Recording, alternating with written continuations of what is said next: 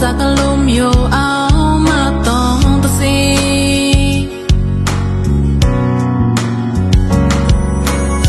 Ka kan ba sa ra yo now tong ta si ta mai lom la I hao Pi wa pe ka ba po ta le ra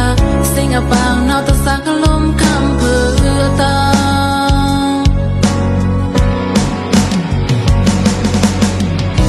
Lui nya quang nya pu dia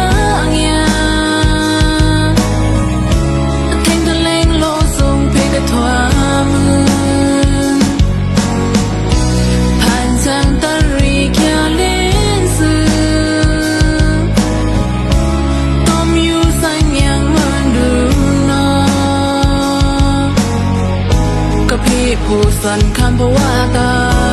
พี่ก็องค์เทิงนางนายเลงค่ะกีจูต่างแทงนา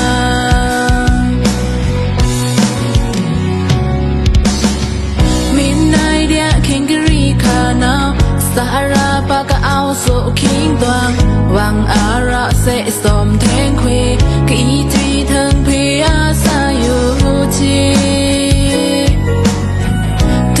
ก็บ้าทุทันทาระเตะท้องแค่คุยเพราะว่าตัดสาควาริวเล่นนายอยู่เล่นค่ะแต่จีไปเล่นที่อยู่ละเต้าดื่มนะคุยแต่เล่นเต้าทาง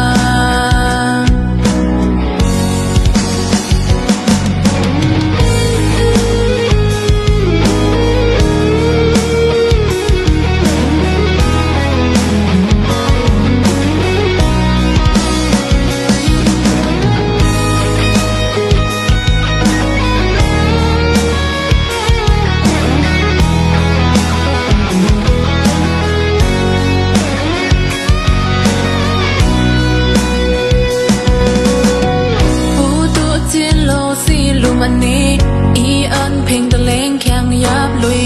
กวยแต่งเตกระชาผู้สาระตะสักลมอยู่เอามาตองตะเซ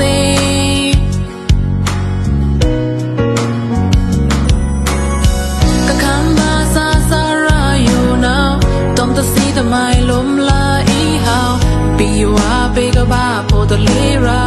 สิงอับปังnowตะสัก